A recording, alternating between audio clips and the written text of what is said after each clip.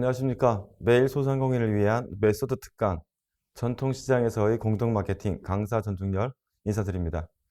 본 교육은 코로나 방역 수칙에 의하여 준수하여 교육이 진행됨을 말씀을 드리고 싶습니다.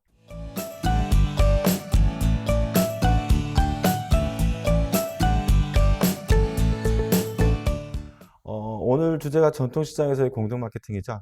지난달에 사실 제가 수유시장에 다녀왔었어요.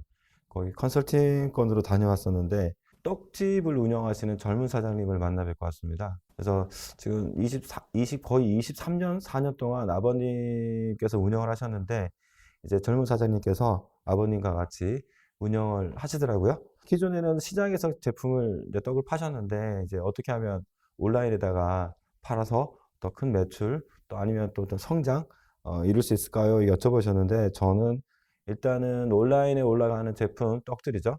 좀 다양한 구색을 좀 갖추시는 게 좋을 것 같고 또 그중에서는 남들이 판매하지 않는 특별한 떡, 차별화된 떡 하나 개발해서 파시면 좋을 것 같다. 더불어서 그 사장님께서 굉장히 젊으시고 또 온라인에 대한 어떤 마인드도 좋으시니까 혼자 하지 마시고 그 주변에 형님, 동생이라고 불리는 분들, 젊은 사장님들 같이 어우러져서 한 10여 명 정도만 같이 공동 마케팅을 펼칠 수 있다면 비단 사장님 매출만 발생하는 게 아니라 수의시장 전체가 발전할 수 있을 것 같아서 해보면 어떻겠느냐라고 충고를 하고 조언을 드렸고요. 또 적극적으로 한번 해보시겠다, 도전해보시겠다 말씀을 하셔가지고 굉장히 기분 좋게 다녀왔었는데 마침 오늘 주제가 전통시장에서의 공동 마케팅이죠. 그래서 제 수유시장 갔던 그 느낌을 가지고 여러분들께 말씀을 드리면 아마도 여러분들에게 더 생생한 어떤 느낌이 전달되지 않을까라고 해서 수유시장 사례를 들어서 좀 말씀을 드리도록 할게요. 아무래도 마케팅 강의가 현실을 반영을 해서 말씀을 드리지만 약간 동떨어진 이야기도 사실 있잖아요. 그래서 제가 좀 어우러서 말씀을 드리도록 하겠습니다. 그리고 지금, 여기 제가 지난번 강의할 때는 마음의 여유가 없어서 실시간 댓글을 잘 못 봤어요. 근데 오늘은 이렇게 몇 번 반복이 되니까 여유가 생기네요. 그래서 댓글을 보면서 혹시라도 댓글에 올라온 질문이 있거나 또 제가 드려야 될 말씀, 내가 놓친 부분이 있다면 질문 주세요. 그럼 제가 답변 드릴 수 있도록 노력하겠습니다. 오늘 말씀을 드릴 목차는, 자, 지난번에도 그런 말씀 드렸었는데, 마케팅은 위에 형이 있어요. 마케팅은 동생이에요. 마케팅의 형이 누구냐 하면 브랜드라는 겁니다. 우리는 브랜드를 전제로 해서 마케팅 활동을 펼치는 거예요. 브랜드가 된 상품은 잘 망하지 않습니다. 루이비통이라는 상품 잘 아시잖아요. 루이비통을 창업하신 실제 루이비통은 1800년대 사람이세요. 그 사람은 죽었어요. 그 사람은 죽었지만 루이비통은 계속 발전하고 있잖아요. 최초의 콜라를 만들었던 공장 있죠. 공장. 콜라를 만들었던 공장은 망했어요. 근데 콜라는 여직 살아있고 더 큰 아주 글로벌한 회사가 됐잖아요. 그래서 그냥 단순히 마케팅 활동을 해서 오늘 또는 이번 달, 올해의 매출을 향상시키는 것도 굉장히 중요합니다. 중요하지만 지속적인 성장, 지속적인 발전을 위해서는 꼭 브랜드화 시켜 나간다는 거 굉장히 중요하죠. 그래서 마케팅과 브랜드는 뗄래야 뗄 수 없는 관계에 있습니다. 그래서 오늘 수유시장을 그러면 어떻게 파워 브랜드로 만들면 좋을까라는 아이디어를 가지고 제가 말씀을 드리고요. 소비자들은 어떤 상품이나 서비스에 노출이 됐을 때 본능적으로 하는 반응이 있어요. 본능적인 반응. 우린 그걸 소비자 행동이라고 표현합니다. 대부분의 소비자 행동은 정서적 반응과 인지적 반응 두 가지 반응으로 나타나요. 그래서 오늘은 정서적 반응에 대해서 좀 말씀을 드리고 싶고, 또 브랜드. 그럼 언제부터 우리가 이런 노력을 해야 되는 거야? 우리가 돈이 매출이 이만큼 생기면 할까? 그래도 되죠. 그럴 수 있는데, 적절한 시점이 있는 것 같아요. 그래서 그 언제가 마케팅하기 좋은지, 또 언제가 브랜딩하기 좋은지, 그 적절한 시점도 한번 찾아보고, 또 여러분들이 많이 좀 착각하는 부분도 계시는데, 광고와 홍보, 마케팅과 광고, 좀 착각들을 하세요. 그래서 제가 구분을 지어가지고, 광고는 이렇게, 홍보는 이렇게, 이런 것들을 우리는 합쳐서 마케팅이라고 한다라는 걸 제가 정리해서 좀 말씀을 드리고 싶고, 마지막으로 광고랑 홍보를 진행할 수 있는 채널이 굉장히 많습니다. 그러면 우리 입장에서 또는 이제 수유시장 예를 들 거니까 수의시장 관점에서는 어떤 플랫폼을 차용하는 게 좋을까? 라는 이야기를 가지고 순서를 가지고 말씀을 드리도록 할게요. 파워 브랜드라고 제가 첫 번째 타이틀을 잡았습니다. 저 파워 브랜드라는 키워드는 필라라는 브랜드 아시죠, 여러분들? 예. 필라에 제가 윤 회장님께서 그죠, 좀 쓰러져 가던 필라를 윤 회장님께서 이제 인수를 하시고 필라 코리아라는 이름으로 아주 글로벌한 브랜드를 만들어내셨잖아요. 훌륭하신 것 같아요. 완전 훌륭하시죠. 그런데 그분이 그냥 브랜드 가지고 되지 않아 소비자에게 적극적으로 다가가고 어필할 수 있는 파워 브랜드를 만들어야지만 기업이 생존할 수 있고 또 지속적으로 발전할 수 있어 라고 해서 파워 브랜드라는 말씀을 저는 사실 그 윤 회장님께서 처음 하신 것 같아요. 제 기억에는. 물론 그 전에 또 다른 분이 하실 수도 있죠. 그러니까 제가 듣기로는 그분이 이제 최초로 저가 있는 자리는 아니지만 파워 브랜드라는 표현을 쓰셨는데 꼭 그분의 말씀은 아니고 필립 코틀러라는 분이 그 마켓 3.0이라는 책을 몇 년 전에 쓰셨어요. 몇 년 전에. 또 거기에 나와 있는 저 표가 아주 예쁜 표가 있죠. 사마이라고. 제가 몇 년 동안 브랜드 또는 마케팅 관련해서 이런 거 저런 거 고민도 하고 많이 했었는데 저것만큼 훌륭한 표현이 없어요. 그래서 필립 코틀러가 마켓 3.0에서 이야기하는 브랜드 사마이라는 게 있는데 이 브랜드 사마이만 잘 지켜도 윤 회장님께서 말씀하시는 그런 파워 브랜드로 다가갈 수 있지 않을까라는 생각으로 가지고 왔어요. 아이가 세 개라는 의미에서 사마이입니다. 첫 번째 아이는 아이덴티티예요. 아이덴티티.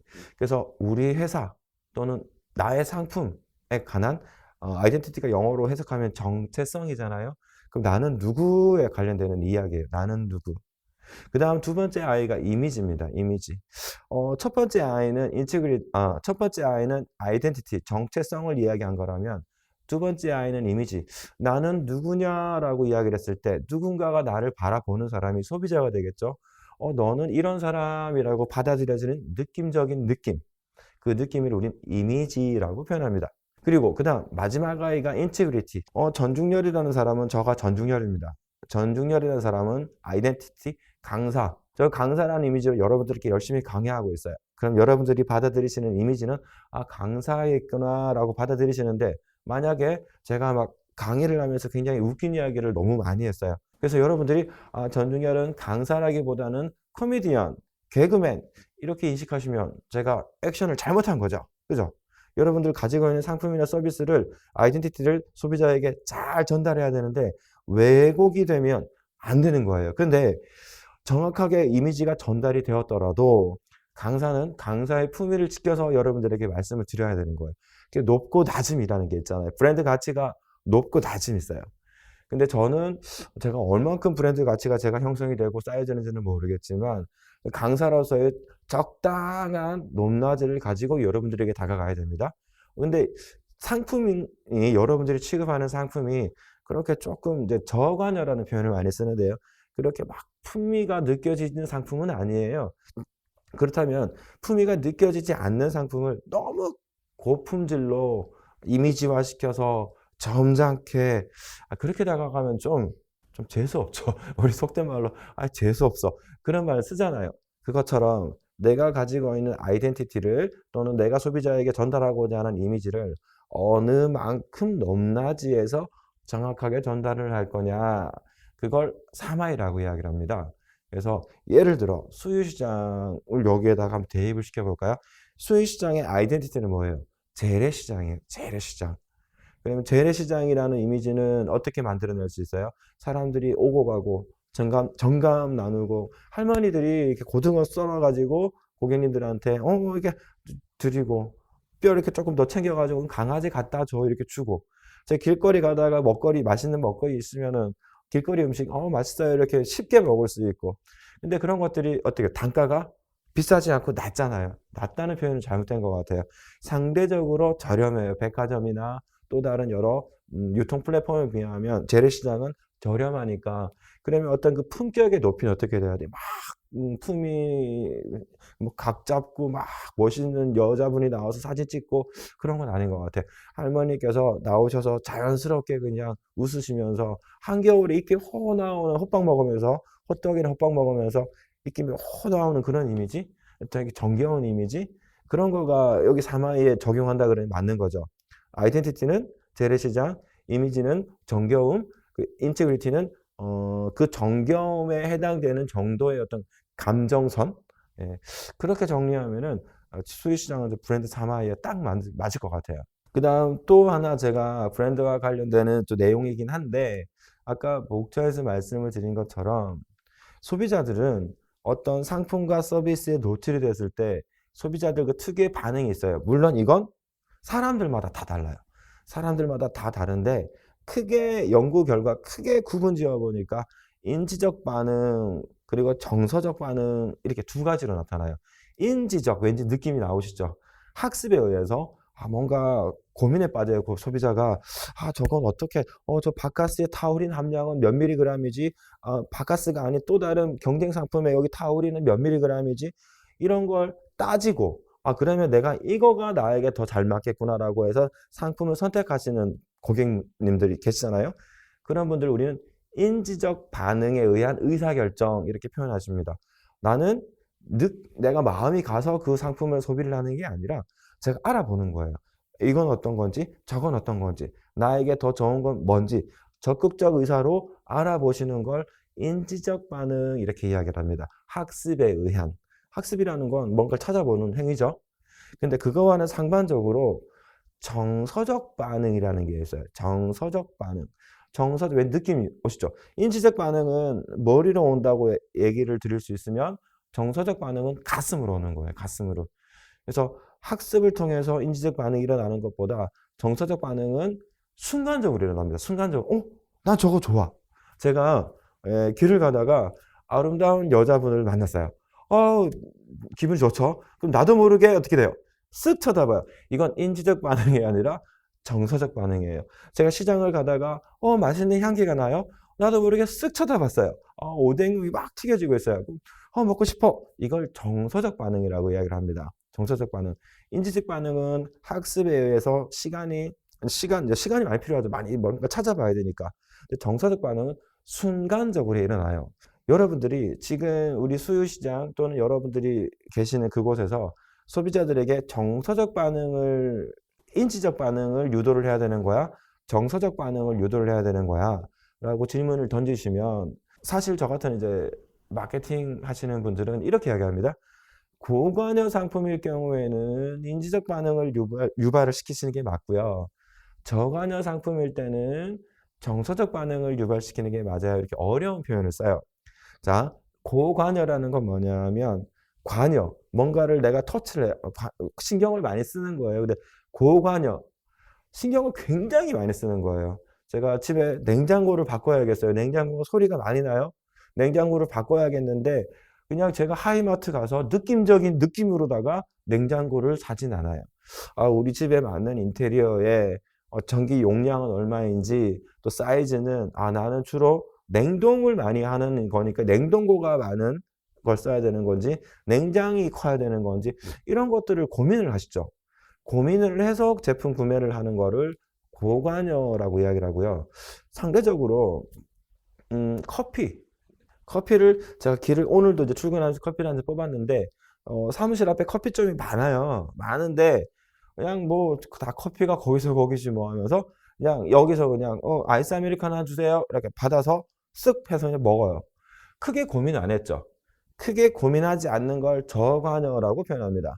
자, 고관여, 고민을 많이 해서 사는 거는요, 비싸거나 한번 구매를 하면 쉽게 바꾸기 힘든 상품들. 저관여 상품은 상대적으로 저렴하고, 뭐 샀는데 별로 마음에 들지 않아요. 다른 대체 상품으로 빨리 교환할 수 있는 그런 상품들에게서 많이 나타나는 현상인데, 솔직히 지금은 그렇지 않은 것 같아요. 제가 느끼는 건. 고관여 상품과 저관여 상품의 구분점이 지금 보이지 않아요. 인지적 반응, 고관여 상품은 인지적 반응을 시켜라라고 이야기를 하고 있는데 지금 인지적 반응 그다지 중요한 것 같잖아요. 왜냐하면 여러분들 스마트폰 1년에 몇 번씩 바꾸십니까? 1년에 한 4번씩 바꾸시나요? 아니죠. 저 지금 아이폰 8 버전 쓰고 있어요. 한 4년?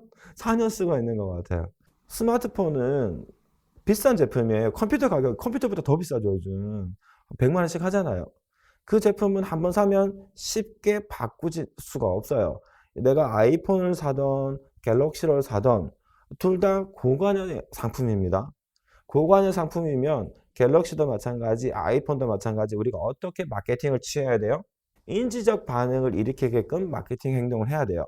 그러면은 아이폰은 배터리 소모 시간이 8시간이고 연속 통화 시간은 2시간이고 화소수는 몇백만 화소고 스피커의 사운드는 어떻게 나오고 이런 거를 굉장히 구체적 증거를 제시를 하고 소비자에게 광고를 해야 돼요. 근데 그렇게 하나요? 갤럭시 광고하시는 거 보니까 그렇게 광고를 해요? 아니죠. 느낌적인 느낌으로 막 젊은 남녀들이 굉장히 갤럭시라는 훌륭한 폰을 가지고 재미나게 놀고 있고 사진 찍고 있고 담소 나누고 멋있는 곳에 가서 촬영하고 이런 이미지를 보여주고 있잖아. 이거는 정서적 반응을 유도하는 게 아니라 죄송합니다. 말 잘못했습니다. 인지적 반응을 유도하는 게 아니라 정서적 반응을 유도하고 있는 거거든요. 지금 고관여냐 저관여에 상관없이 지금 인스타그램, 페이스북, 유튜브 이런 소비자들이 쉽게 접근할 수 있는 마케팅 채널이 일반화되면서 인지적 반응을 유도하는 경우는 거의 없어요. 대부분 정서적 반응을 불러일으킵니다. 그럼 그 정서적 반응을 불러일으키기 위한 또는 그 정서적 반응으로 우리가 소비자에게 다가가기 위한 실제적 액션은 어떻게 해야 되는 거야? 제가 3가지 예를 여기다 써놨어요. 크루그만이라는 사람이 예전에 이제 사회심리학자죠. 크루그만이라는 사람이 테스트를 했어요. 소비자를 대상으로. 이제 적어놓은 걸 잠깐 읽어보겠습니다. 동일 정보에 반복적으로 노출이 되면 약간의 정보만 주어지더라도 죄송합니다. 약간의 정보가 기억에 저장될 수 있고 특정 상황, 구매 상황이죠. 구매 상황이 되면 그 어떤 브랜드나 상품이나 그거에 대한 이미지가 자연스럽게 인출이 되더라. 인출이라는 건 우리가 돈을 은행에서 끄집어내는 거 인출이라고 하죠. 나의 기억 속에서 끄집어내는 액션을 인출이라고 표현합니다. 인출. 마케팅에서는 그 동일 정보에 반복적으로 노출되었더니만 결정적 순간에 나도 모르게 생각이 나요. 또 자이언스라는 분이 비슷한 실험을 했어요. 동일한 대상에 반복적으로 노출이 되면 저절로 그 대상에 대해서 호의적, 나도 모르게 그 사람이 좋아져요. 우리 국민 MC 유재석 씨 있잖아요. 저도 개인적으로 엄청 좋아합니다. 유재석 씨가 만약에 한 3개월에 한 번 정도만 우리 프로그램을 통해서 노출이 된다고 하면 지금만큼의 어떤 호의적 감정? 저는 제가 주변에서 이렇게 얘기를 들어보니까 유재석 씨를 이렇게 흉보는 분을 본 적이 없어요. 아마 여러분들도 그러실 것 같은데 그만큼 그분의 이미지가 좋잖아요.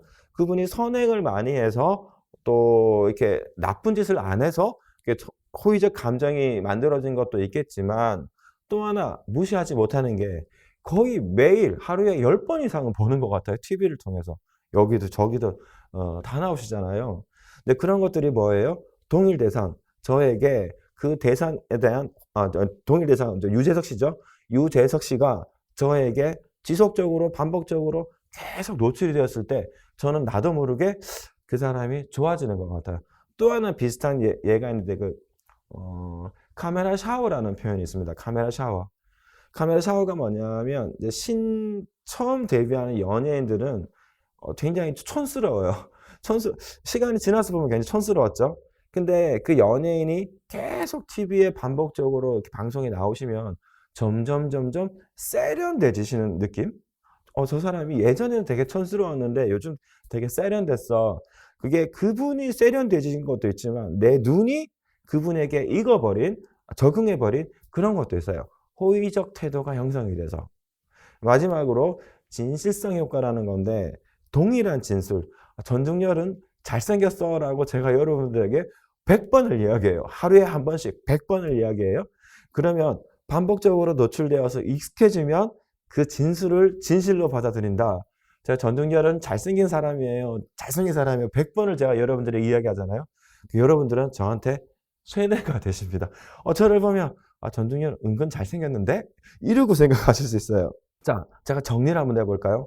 정서적 반응. 지금은 고관여 상품이거나 저관여 상품이거나 정서적 반응에 의한 마케팅 활동을 뭐 대기업이건 중소기업이건 다 그렇게 진행하는 것 같아요, 제가 느낄 때.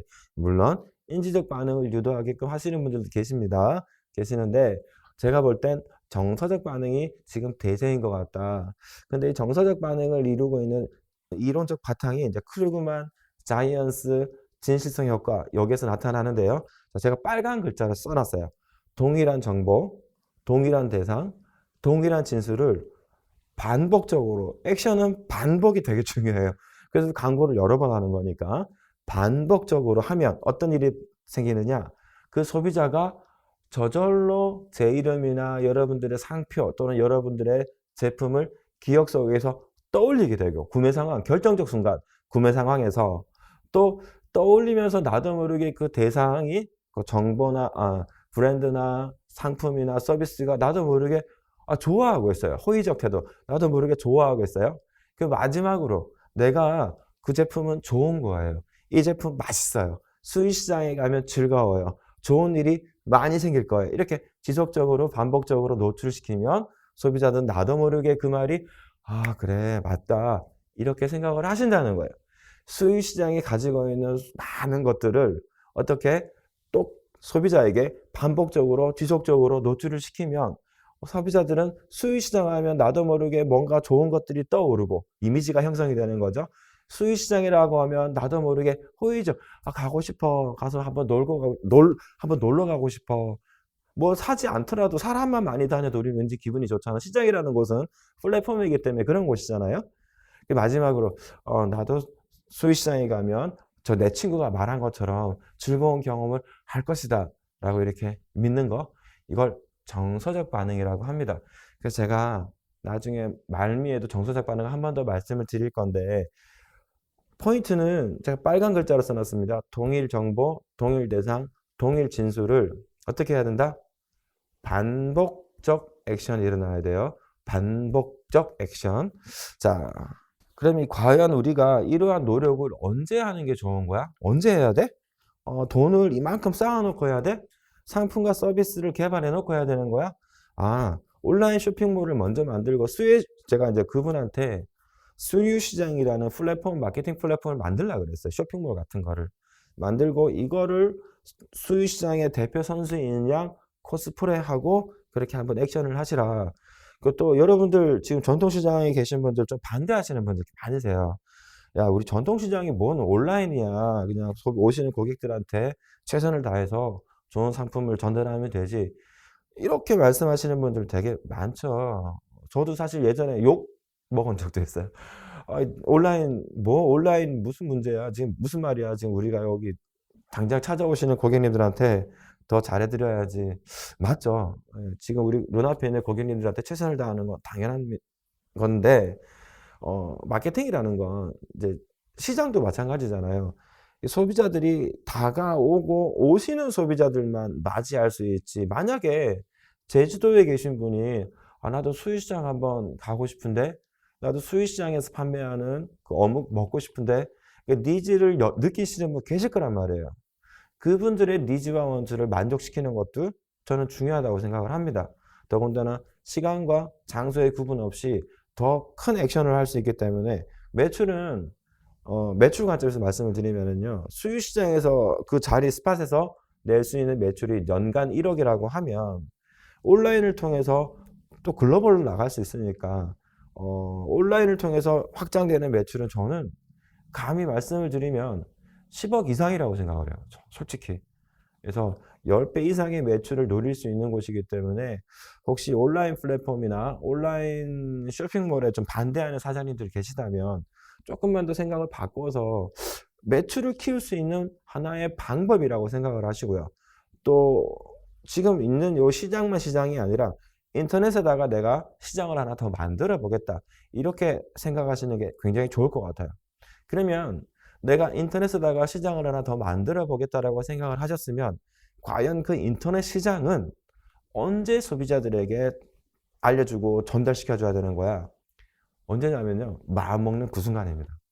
아직 생기지가 않았어요. 아직 플랫폼이 만들어지지 않았어요. 아직 우린 준비가 되지 않았어요. 괜찮아요. 괜찮습니다. 소비자들은 온라인을 통해서 구매가 일어나는 건 오프라인을 통해서 일어나는 구매랑은 조금 달라요. 어떻게 다르냐 하면 오프라인은 바로 눈앞에 보이기 때문에 그 상품과 서비스를 제가 어떻게 해요? 물리적으로 만져보죠. 만져보고 냄새를 맡아요. 눈으로 볼 수 있어요. 튀겨지는 거를 맛있는 어묵을 튀겨지지 않죠? 맛있는 어묵이 이렇게 맛있게 익어가는 거를 내 눈으로 내 코로 육감으로 확인할 수 있어요. 그래서 확신을 가지고 소비자가 구매를 하죠. 아, 이거 맛있겠는데? 그리고 먹잖아요. 근데 온라인 어때요? 우리가 최대한 예쁘게 사진을 촬영을 하고 멋있게 소비자에게 전달을 하겠지만 이미지화 시켜서 향기가 또는 맛이 느껴지지가 않아요. 그래서 소비자는 구매를 하시지 않고 주저주저 하십니다. 그럴 때 소비자가 주저주저 하지 않고 이거는 맛있는 거야 라고 확신을 심어주고 사게 만들어야 되는데 확신을 주고 사게 만드는 거가 무엇이냐? 신뢰예요, 신뢰. 어떤 신뢰냐? 내가 판매하는 제품에 대한 신뢰. 그리고 회사에 대한 신뢰도 있어요. 내가 만약에 제품을 사서 먹었더니 맛이 없어. 또는 잘못 왔어요. 불량이 왔어요. 또는 오배송이 됐어요. 내가 어묵을 시켰는데 어묵이 오지 않고 튀김이 왔어요. 오배송이잖아요. 그런 상황이 연출이 되었을 때 소비자는 내가 부담 없이 과연 반품할 수 있느냐 또는 교환시킬 수 있느냐 그거에 대한 부담감이 굉장히 많습니다. 10년 전에 제가 12년 전입니다. 12년 전에 제가 옷 장사할 때 옷으로 그 인터넷 쇼핑몰을 운영을 했었어요. 12년 전에 여성 의류를 판매를 했었는데 굉장히 힘들었어요. 어떤 힘들겠냐면 CS라고 해서 고객님들이 전화 통화하는 게 굉장히 힘들었어요. 힘들다는 거 연결이 잘 되지 않아서 힘든 게 아니라 전화를 받으면 고객님들이 그렇게 화를 내세요. 전화 받자마자 야 이러고 시작을 하셔가지고 일방적으로 화를 내시니까 거기서 받는 스트레스가 어마어마했습니다. 매일 막 술 먹고 그랬어요. 마음을 달래기 위해서. 고객들은요, 내가 반품이나 교환을 하기 위해서 전화를 하는 그 액션을 굉장히 부담감을 느끼십니다. 만약에 여기서 얘네는 우리 회사죠. 회사이거나 여러분들 그 쇼핑몰에서 이거 너가 잘못해서 그런 거잖아. 고객이 잘못해서 그런 거잖아. 이거 안 받아주면 어떡하지? 그 걱정이 굉장히 크세요. 근데 그런 불안감이 없이 사서 이렇게 구매를 하셨는데 불량이 왔거나 오배송이 되었거나 또는 불량 오배송이 아니어도 내가 마음에 들지 않을 수 있어요. 사진으로 봤을 땐 괜찮았는데 마음에 들지 않아서 반품이나 배송하실 수 교환하실 수 있잖아요.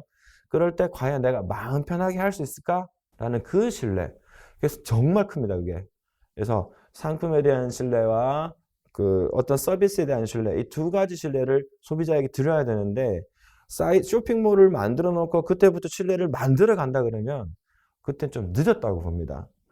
인터넷 온라인 마켓은 영화 개봉하는 거랑 비슷해요, 원리가. 영화를 개봉하기 이전에 어떻게 해요? 우리가 뭐월 뭐일 날 이러한 영화를 오픈할 거예요. 많이들 보러 오세요. 개봉할 거니까. 라고 해서 개봉하기 전에 광고를 하죠. 개봉하기 전에 소비자에게 홍보를 합니다.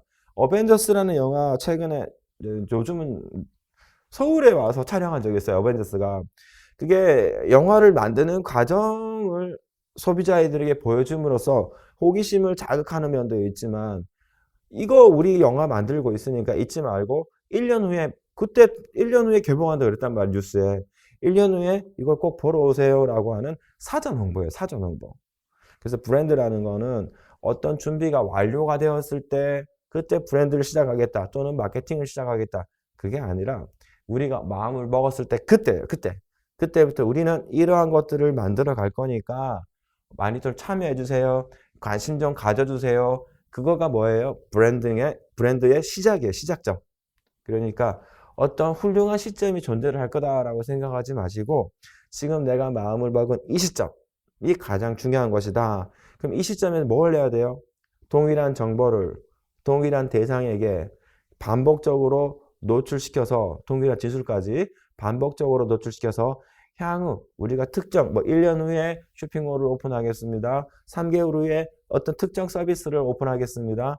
그 시점에 소비자들이 구매할 수 있는 신뢰를 먼저 만들어주는 것. 그게 가장 중요하다. 특히나 전통시장에서 한 명이 아니잖아요. 여러분이 공동으로 작업을 하실 땐 그거 굉장히 중요해요. 나 혼자 할 때는 의사결정이 빠르기 때문에 조금 이렇게 조정할 수 있어요. 할 수 있는데 공동으로 하실 때는 나는 준비가 되었는데 너는 준비가 되지 않았고 우리가 다 모두가 준비가 되어서 스타트 하려고 그러시면 시간이 한도 끝도 없습니다. 그러니까 지금 마음 먹었을 때 한 분이 먼저 시작을 하시고 또 두 분, 세 분 따라가시면 되는 거예요. 수의 시장 전체가 지금은 나는 온라인 마켓에 대해서 부정적 의견을 가지고 계신 분 있겠죠. 당연히 있습니다. 근데 먼저 선구자의 역할을 할 수 있는 분들이 쇼핑몰도 만드시고 플랫폼화 시켜가지고 먼저 소비자에게 다가가 계세요. 먼저 다가가고 있으면 또 후발주자들이 또 따라오실 거니까 오시면 또 같이 협업하시면 되는 거니까 꼭 어느 특정 시점이 되어야지 하는 게 아니라 지금 마음먹은 지금부터 시작을 한다라고 생각을 꼭 해주시길 바랍니다. 이게 이제 또 여러분들이 많이들 착각하시는 부분이 있어가지고 제가 착각이라기보다는 오해를 좀 해소를 시켜드리고 싶어가지고요. 여러분들이 이제 마케팅을 진행을 하실 때 제가 특정 회사 이름은 되지 않겠습니다. 수유시장 같은 경우 몇 년 전에 사실은 우리나라에서 큰 포털이 들어왔었대요. 와서 이렇게 해보는 게 어떻겠느냐라고 해서 몇 억을 들여가지고 막 마케팅 하려고 노력을 했었다 그러더라고요. 근데 결과적으로 실패했습니다. 실패했는데 마케팅 액션은 여러 가지 형태로 나타날 수 있는 거예요. 반드시 돈을 써가지고 뭐 인터넷에서 검색되게 그건 하나의 예시인 거지 그게 전부가 아니다라는 사실. 우리가 여러분들이 온라인 마켓에 진입을 하시면 꼭 하시려는 게 있어요. 제가 이런 말씀 드려도 되는지 모르겠는데 온라인 마케팅 홍보 대행사 하시는 분들이 여러분들이 온라인 뭐를 오픈을 하시면 어떻게 알고 기가 막히게 전화가 오십니다. 하루에 10통도 넘게 와요. 괴롭혀요, 여러분들. 어떻게 괴롭혀요? 여러분들이 온라인 마켓 또는 온라인 비즈니스를 시작을 하셨는데 또는 공동 마케팅을 시작을 하셨는데 이러한 광고를 하지 않으시면 여러분들은 비즈니스가 되지 않을 겁니다. 라는 아주 직접적이고 자극적인 이야기를 하죠. 그래서 거기에 여러분들 혹 하시는 거죠. 혹 하셔가지고 그렇구나. 그러면 한 달에 얼마? 200만 원? 300만 원? 이거 진행을 하신단 말이에요. 저는 정확하게 반대하는 입장입니다.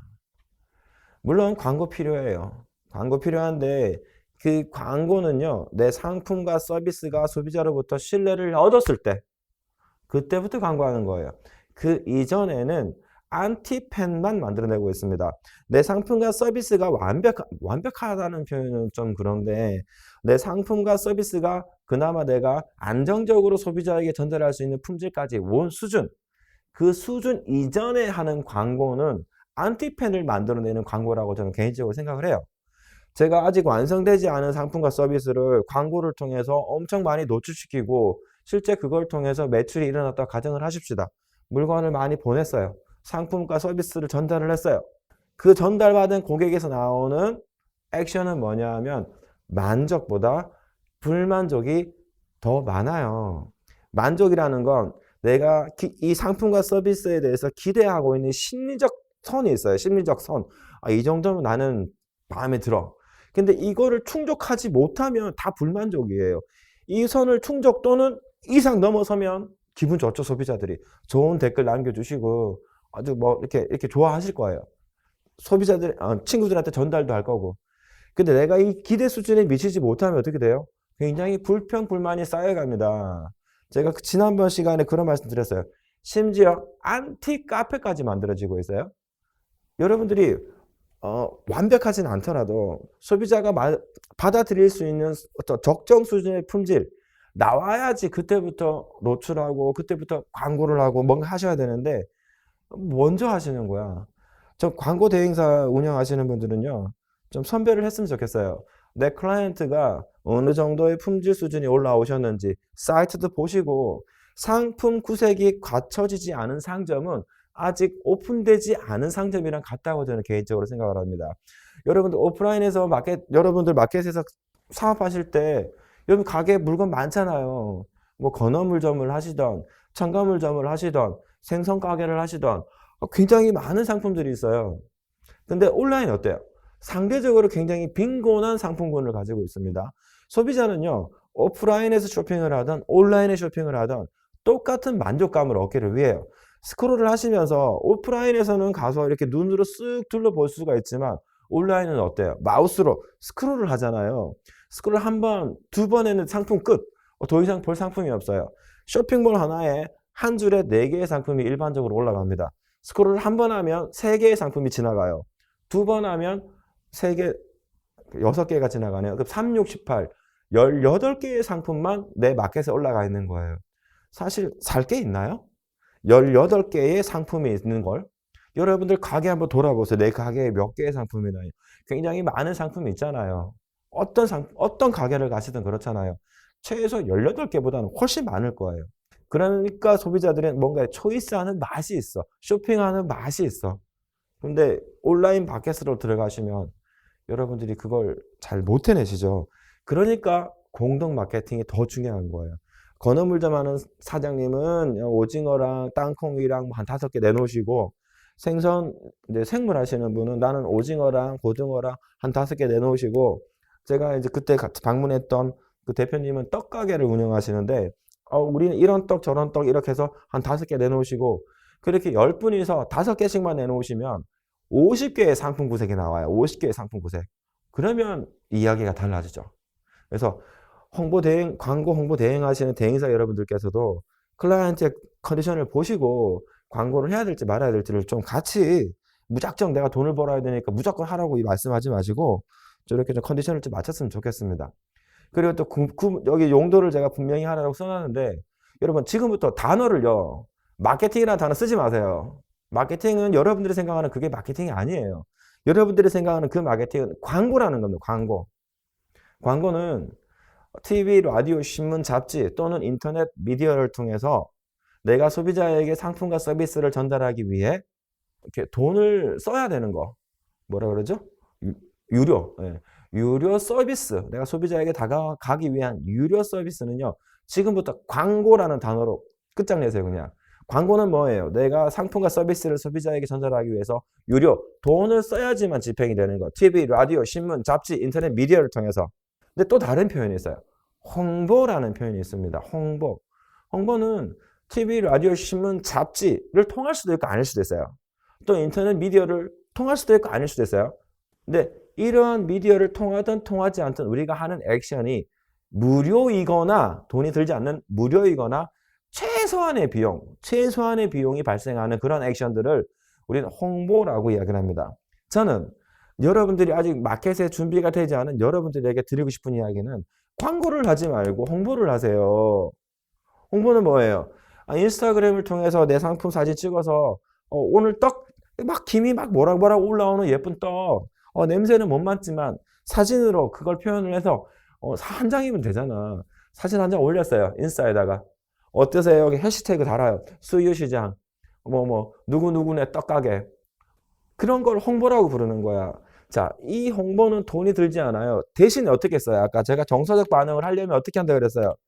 자, 동일한 정보를 동일한 대상에게 그 진술에게 반복적으로 노출시키라고 그랬잖아요.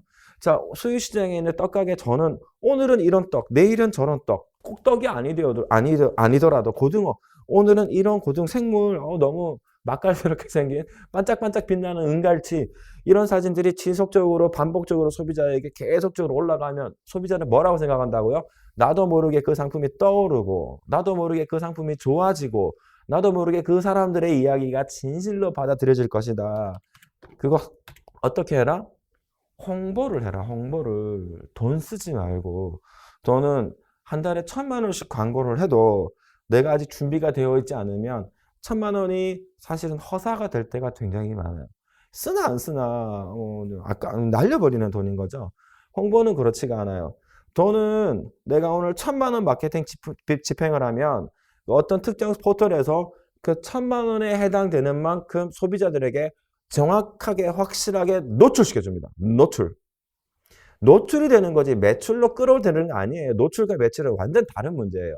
노출이 되었을 때 회사에 대한 신뢰, 상품에 대한 신뢰가 형성이 되면 구매 전환이 되는 겁니다. 그때 매출이 발생을 하는 거죠. 홍보는 달라요. 또 하나, 광고는 오늘 1,000만 원을 집행을 하는 거기 때문에 효과성이 즉시 나타납니다. 즉시. 근데 이제 홍보는 컨텐츠가 쌓여야 돼요. 블로그를 운영을 해요. 인스타를 운영을 해요. 유튜브를 해요. 뭐든 좋아요. 뭐든 좋은데 컨텐츠가 차곡차곡 쌓여야 돼요. 반복이라는 단어가 나타났잖아요. 반복적으로 소비자에게 어필하려면 시간이 필요합니다. 즉시성이 좀 낮죠. 그러나 장점이 뭔지 아세요? 그 훌륭한 말이 있더라고요. 성경에 내 시작은 미약하나 내 나중은 심히 창대하리라. 제가 생각할 때는 홍보 마케팅을 두고 하는 말 같아요. 홍보 마케팅. 홍보 마케팅은 처음에 굉장히 미미합니다. 그 효과성이. 그러나 시간이 지나고 소비자에게 반복적으로 노출이 되고 또 컨텐츠는 어떻게 지워지는 거 아니잖아요. 사라지지 않아요. 절대로 내가 지우지 않으면. 그러면 이 누적된 컨텐츠가 소비자들에게 노출이 되어서 나중에 시간이 많이 지나면 폭발적 에너지가 나타납니다. 근데 이제 그게 언제냐는 거지. 저는 마케팅에서는 티핑 포인트, 공학에서는 크리티컬 포인트라고 이야기를 하는데 어떤 상의 변화가 급격하게 나타날 때 또는 마케팅에선 좀 잔잔하던 브랜딩 파워가 갑자기 급격하게 나타날 때 자, 이걸 크리티컬 포인트 또는 티핑 포인트라고 이야기를 하는데 이 티핑 포인트가 좀 빨리 왔으면 좋겠는데 이게 생각보다 빨리 오지 않아요. 왜냐하면 우리나라는 어쩔 수 없는 사계절이 존재를 해서 봄, 여름, 가을, 겨울이 존재를 해서 이 한 시즌을 돌아야 소비자들이 받아들이는 희한한 특성이 있더라고요. 이건 제 경험입니다. 이건 뭐 이론도 없고 아무것도 없어요. 제가 계속 10년 넘게 이렇게 시장에서 돌아다니면서 소비자들 만나고 판매자들 만나면서 제가 느낀 경험은요. 홍보 마케팅을 통해서 소비자들에게 어필을 하려면은 효과가 나타나려면 1년 정도, 한 1년 정도는 해봐야 되겠더라. 정말 짧게 최선을 다해서 노력을 하시면 최소 6개월은 노력을 하셔야 돼요. 시작을 하시면 한 6개월, 제가 여러분들이 제시하고 싶은 기간은 1년. 한 1년 정도 소비자들에게 지속적으로 반복적으로 액션을 해야 소비자들이 가슴을 열고 여러분들의 이야기를 진실되게 들어주세요. 그래서 좀 시간을 가지시고 좀 노력을 하시고 광고는 소비자가 진실된 마음으로 받아들일 때 그때 광고를 해도 절대 늦지 않습니다. 그러니까 전통시장에서 공동 마케팅 하시는 분들 시정부나 또는 중앙정부에서 자금도 많이 내려주시더라고요. 마케팅 자금으로. 근데 그거를 지금 당장 포털을 통해서 뭔가 이렇게 돈을 써서 우리 마켓을 홍보한다기보다는 좀 컨텐츠에 집중을 하시는 거가 장기적으로 봤을 때는 훨씬 유용하고 효과적일 것이다 라고 말씀을 좀 드리고 싶고요. 50분 강의라 제가 좀 시간이 부족하니까 여기 이제 마무리 제가 좀 해드리겠습니다. 최근에 이제 인스타그램이 어느 순간 확 떠가지고요. 이제 뭐 사실 인스타로 소통하시는 분이 굉장히 많으시더라고요. 인스타로 이제 방송도 하시고, 라방이라고 표현하더라고요. 라디오 방송도 라이브 방송도 하시고, 저는 여러분들에게 이렇게 주장하고 싶어요. 네이버 블로그, 그리고 페이스북, 그리고 인스타그램, 이 세 가지는 여러분들이 공동 마켓을 하시려고 마음을 먹으셨으면 세 가지는 좀 같이 운영을 했으면 좋겠습니다. 같이. 왜 그러냐 하면 네이버 블로그 같은 경우에는 컨텐츠 공장으로 이용할 수 있어요. 컨텐츠 공장. 무슨 말이냐. 페이스북에는 이제 짧은 메시지잖아요. 사진도 몇 장 올리지 못하고. 근데 우리가 해야 할 얘기가 굉장히 많을 수 있어요. 예를 들어 떡을 만드는 과정을 이제 특별한 레시피가 존재하는 그런 기술적 부분은 좀 감추시더라도 떡 만들어지는 과정, 전체적인 과정을 소비자들에게 사진 찍고 쌀을 뭐 흰쌀 넣고 찹쌀을 넣고 뭐를 하고 이렇게 그 만들어지는 레시피를 오픈할 수 있는 범위에서 레시피를 만들어서 자, 오늘 만들어진 맛있는 떡은 이거예요라고 제시를 해주시면 소비자 입장에서는 왠지 신뢰가 가요. 그냥 만들어져 있는 떡을 먹으면서 맛있게 먹으면서 만약에 그걸 본다면 콘텐츠를 본다면 굉장히 신뢰가 가죠. 또 방문하고 싶을 겁니다. 그런 관점에서 사진과 많은 사진, 아주 많은 사진, 여기서 아주 많은 20장, 30장을 이야기하는 거예요. 아주 많은 사진과 그 사진들을 일일이 설명하고 만들어지는 전체 공정을 뭐 이렇게 좀 설득해야 되는 그런 과정이 필요한 상품들이 있다면 네이버 블로그가 굉장히 좋은 것 같아요. 근데 오늘 수요시장 이벤트 하고 있어요. 예를 들어 타임 세일 할 수도 있잖아요. 이제 생물 같은 경우는 타임 세일이 굉장히 중요하지 않습니까? 오늘 밤 7시 반부터 8시 반까지 1시간 동안 고등어 2마리를 5,000원에 드리겠습니다. 이러고 타임 세일 할 수 있잖아요.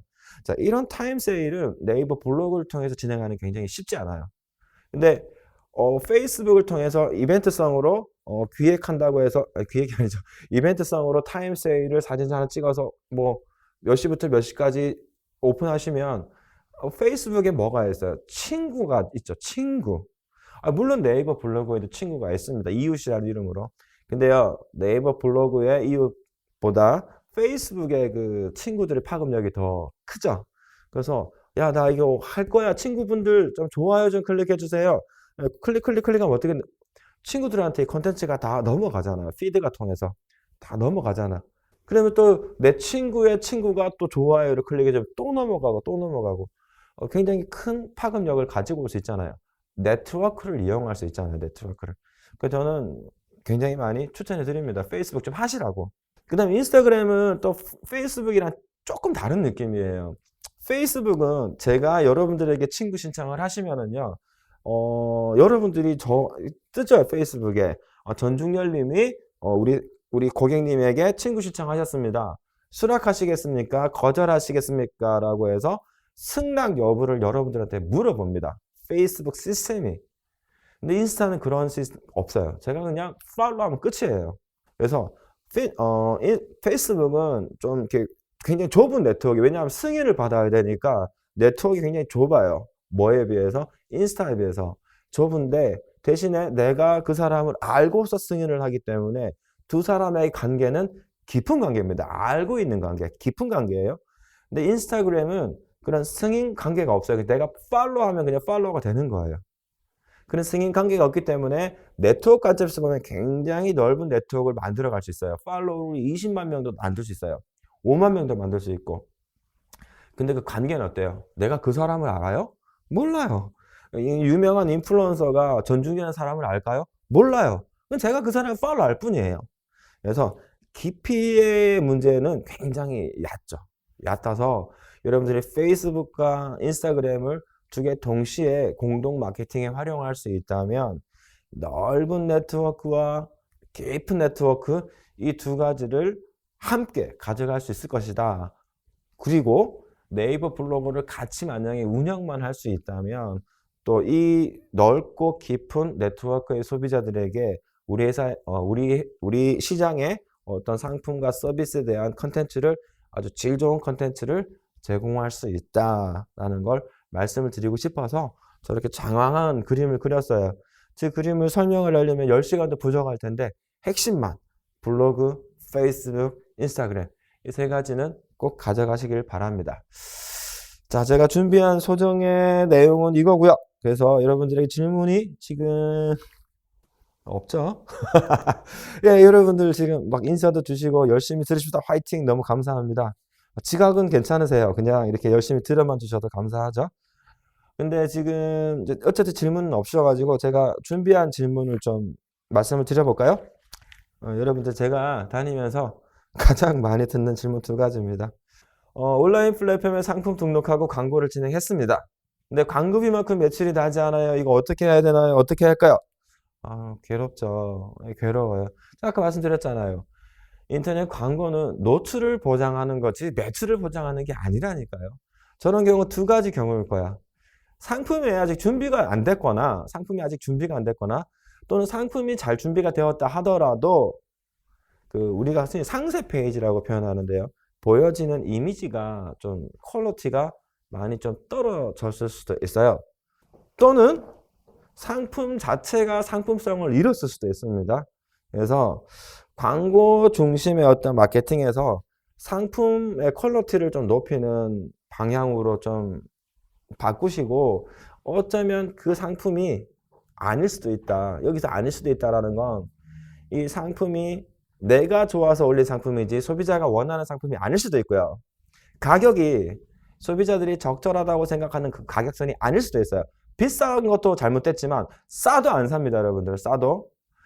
자, 마지막으로 시기의 문제인데 이게 판매가 잘 되는 그런 특정 시기가 있어요. 저는 뭐 생물을 팔아보지 않아서 뭐 고등어가 언제 잘 팔린다, 갈치가 언제 잘 팔린다 그런 건 모르겠지만 그 시기를 잘못 선택했을 경우에도 나타나는 현상이기 때문에 만약에 그렇다면 빨리 다른 상품으로 갈아타시는 거가 현명한 선택이시다. 자, 마지막 질문입니다. 저는 SNS에 활동하는 것을 좋아하지 않습니다. 그런데 브랜드 파워를 키우기 위해서 SNS 활동을 하라고 합니다. 꼭 해야 되나요? 무조건 하십시오. 무조건. 내가 SNS 활동하지 않다는 거는 내 개인적 입장인 거고요. 마케팅은 내가 아니라 소비자를 위해서 마케팅 활동을 하는 거예요. 브랜드라는 건 내 이야기를 하는 게 아니라 내가 가지고 있는 아이덴티티와 이미지를 소비자에게 적절한 조합으로 전달하는 게 목적이에요. 내가 하고 싶지 않다고 안 하면 그냥 출근하지 않는 게 맞는 거죠. 지금부터 마음을 바꾸시고 어떻게 하면 소비자에게 더 잘 다가갈 수 있을까 고민하시면서 이렇게 노력하시면은 충분히 좋은 결과 있을 거라고 생각을 합니다. 오늘 전통시장의 공동 마케팅에 관해서 말씀을 드렸고요.